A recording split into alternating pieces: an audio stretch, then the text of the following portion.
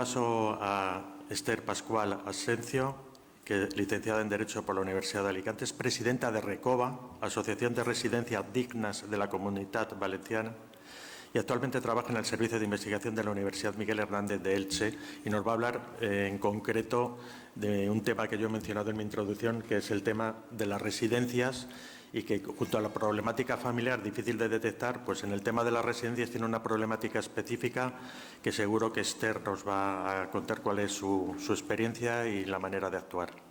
Muchas gracias, Esther. Adelante. Gracias. Buenos días a todos y a todas.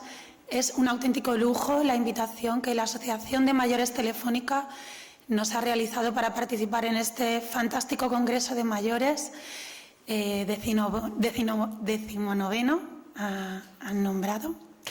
Desde RECOVA, la asociación que presido, estamos enormemente agradecidos.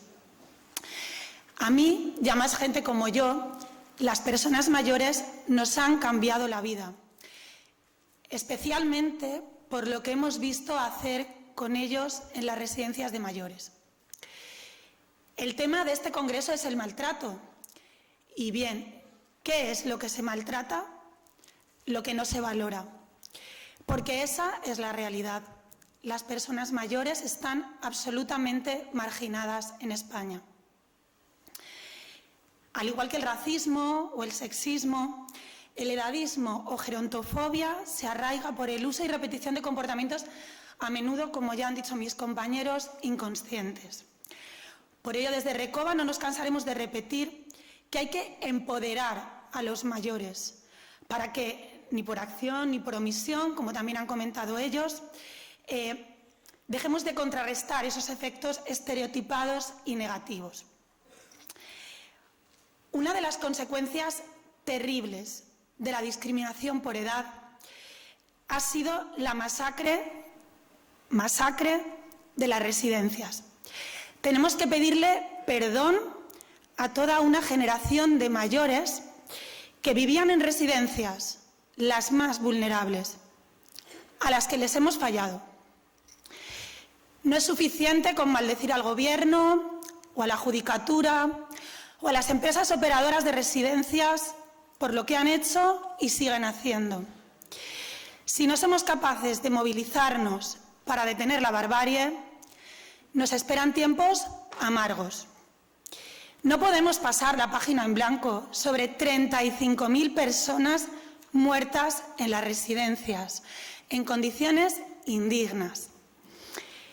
En teoría, ellos fueron, como también ha comentado al principio nuestro moderador, a disfrutar sus últimos años de vida. Pero lo cierto es que nada de lo que les prometieron cuando ingresaron en ellas se cumple, ni se cumplió, ni se sigue cumpliendo. Y los familiares que sentimos impotencia ante el gran fiasco del modelo residencial español. Y, por supuesto, ante el abandono institucional. Aquellas 35.000 personas dejaron este mundo indignamente y respecto a ellas seguimos pidiendo justicia y reparación. ¿Pero qué hay de las 400.000 que actualmente viven en residencias? La pandemia destapó de qué manera se vulneraban sus derechos. ¿Y qué ha cambiado desde entonces? Apenas nada. Porque mucho se ha hablado últimamente de cómo las administraciones hace tiempo que renunciaron al cuidado de los mayores, permitiendo así que desembarcaran los fondos de capital riesgo, que vieron una oportunidad buenísima de inversión, ya que se trata de un negocio, lo habrán oído también ustedes en los medios, que factura nada más y nada menos que 4.500 millones de euros al año. El gran problema es que no solo nuestros gobernantes han consentido que 9 de cada 10 residencias estén en manos privadas, sino que además se dan dos factores fundamentales. Uno de ellos, también lo ha apuntado nuestro moderador, es que no existe un cuerpo de inspectores suficiente que controle lo que ocurre dentro de esos muros. Aquí en Comunidad Valenciana, en 2021, un 40% de residencias se quedaron sin ser inspeccionadas. Y encima tenemos constancia de que muchas de ellas se preavisan. Y por otro lado, la demanda de plazas siempre es superior a la oferta. De hecho, y aquí lo hemos comentado antes de empezar, hay listas de espera en todas las comunidades autónomas. Me comentaba Beatriz que ella misma recibió, respecto a su madre, a la que ella cuidaba, la ayuda a la dependencia después de fallecer. ¿Cuántos casos oímos en los medios justamente de ese tipo? Muchísimos. ¿Y a qué conclusión nos llevan todas estas circunstancias? Que las residencias son el negocio perfecto. Beneficios buenísimos, alta rentabilidad, a costa de recortar y sin apenas controles. Y además, si alguien decide marcharse por falta de esa calidad asistencial, no pasa nada, porque hay uno esperando. Y además, todos los días se incrementa la búsqueda de residencias y se incrementará por el ascenso de la edad media en la población. Piénsenlo por un momento. ¿En qué actividad económica la demanda supera la oferta? Dejen de pensar, porque no existe. Y ahora os preguntaréis, ¿y en qué consiste el maltrato que se ejerce sobre las personas mayores en residencias? El maltrato proviene de muchísimos ámbitos, pero principalmente me gustaría resaltar, dado lo limitado del tiempo, dos pilares fundamentales, que son los recortes en personal y los recortes en alimentación. Respecto al personal, y también ya lo han nombrado mis compañeros, la existencia de trabajadores suficientes para atender debidamente a los mayores marca la frontera entre disfrutar esos años de vida y tener unos cuidados dignos o convertirlos en un infierno.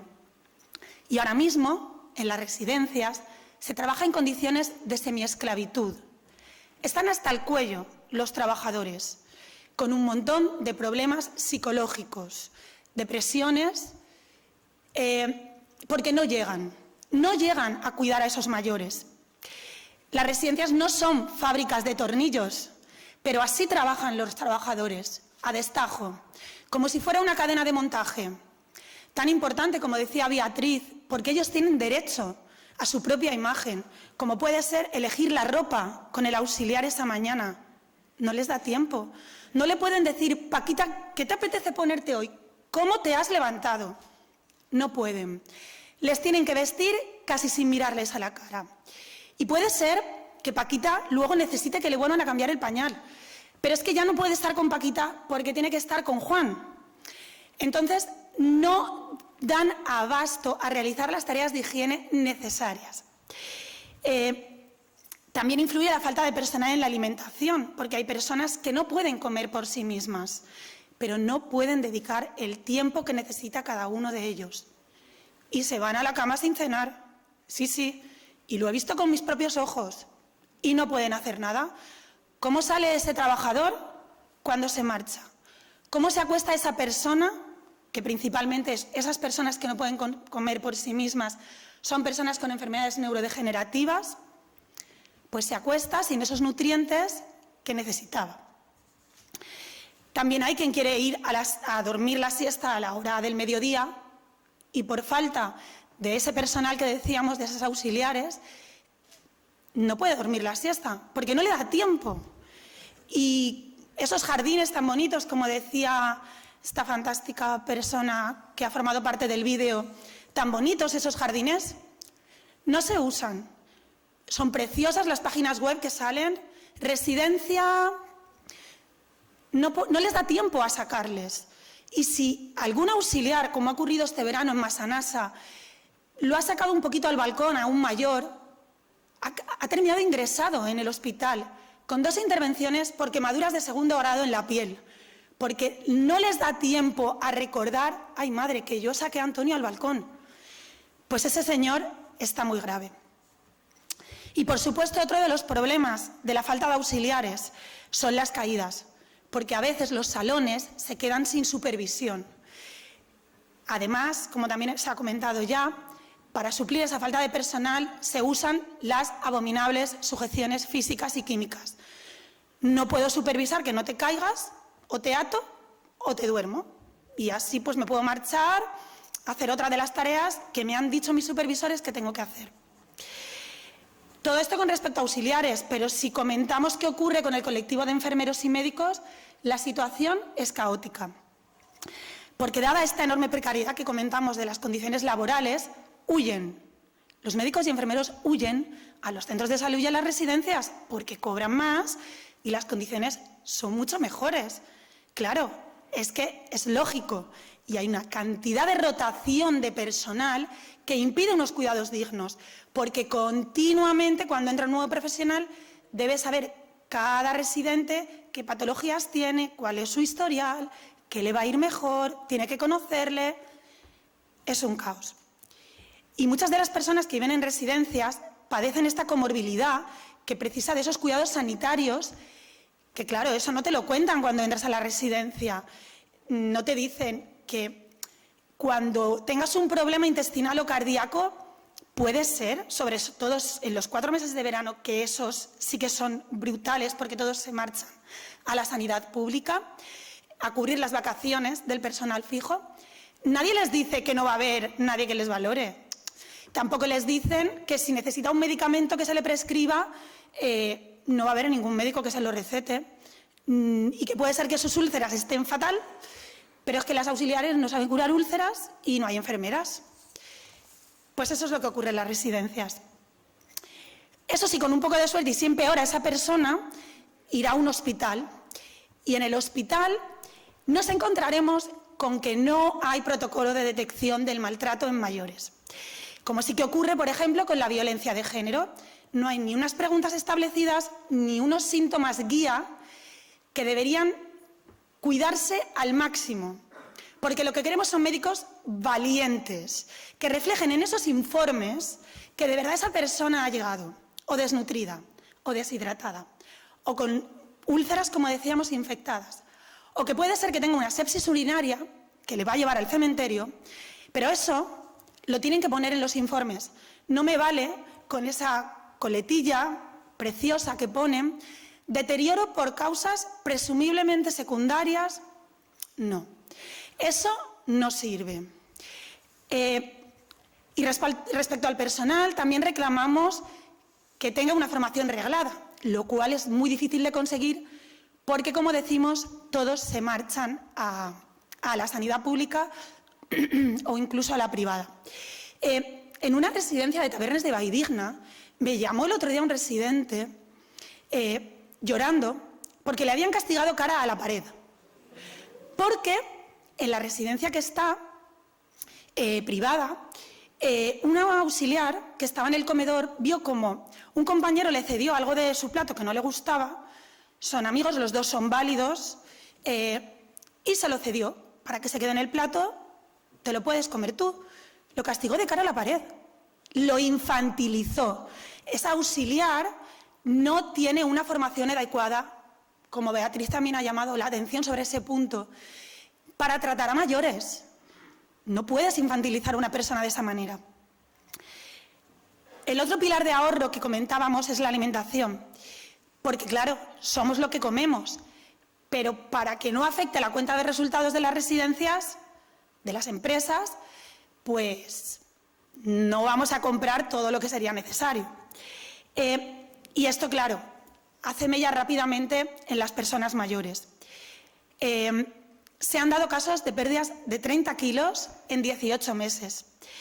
Entre las obligaciones que aparecen en la normativa, porque claro, hay una normativa que tienen que cumplir y que no suelen cumplir, pues el empleo de poca verdura, sobre todo fresca, y si es congelada pero de baja calidad, abusan de las sopas precocinadas saturadas en sal, los pescados igualmente de baja calidad, rebozados. También la normativa limita el número de fritos que deberían consumir, el pan crudo tipo industrial, racionado. ¿Cómo puede ser que tú le niegues un trozo de pan, repetir de pan a un mayor? Platos sin presentación atractiva, que también lo marca la normativa, y luego ves un plato que, vamos, si ya de por sí una persona mayor con una demencia no tiene mucho apetito, o no siempre, pues si le pones una presentación de cualquier manera, pues menos va a comer. Los triturados, un problema muy grave que tenemos, no tienen siempre la textura adecuada, con hebras, que también lo dice la normativa, pero no son homogéneos, como deberían ser.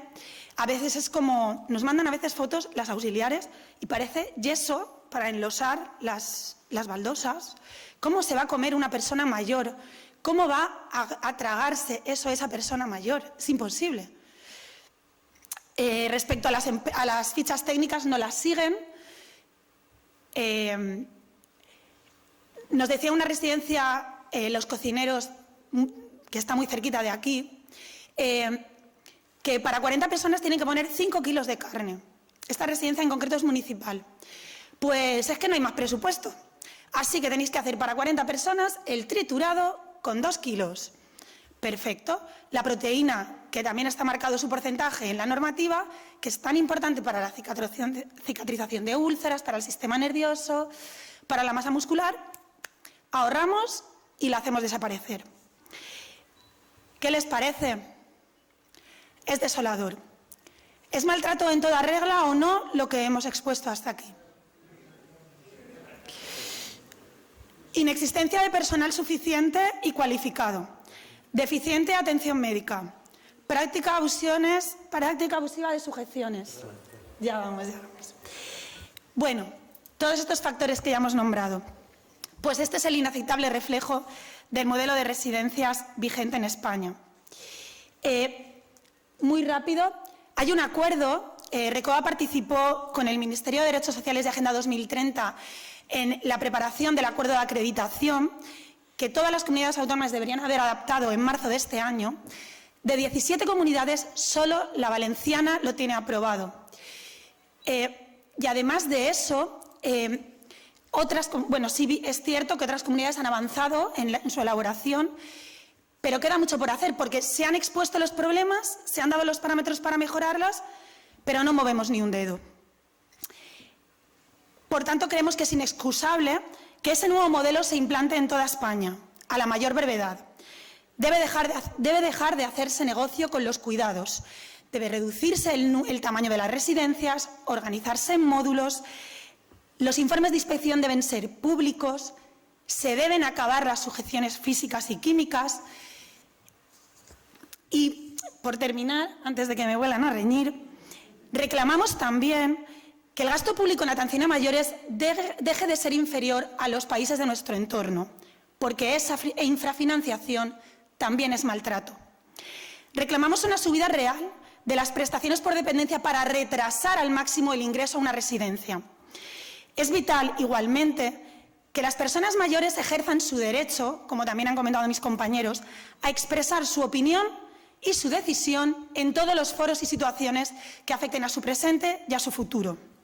Y otro de los pasos fundamentales es la tramitación de una ley orgánica de medidas de protección contra el maltrato en mayores, como sí está en violencia de género, en infancia y en adolescencia. Una sociedad madura y avanzada no puede mirar hacia otro lado. Los derechos de los mayores que viven en residencias no pueden esperar, no tienen tiempo. Esta situación bochornosa e inhumana debe acabar.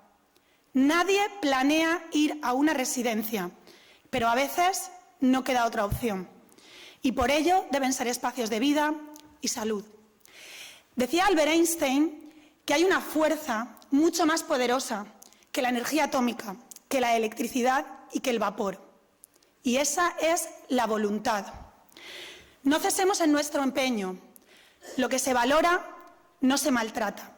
Otorguemos a los mayores el lugar que les corresponde. Muchas gracias.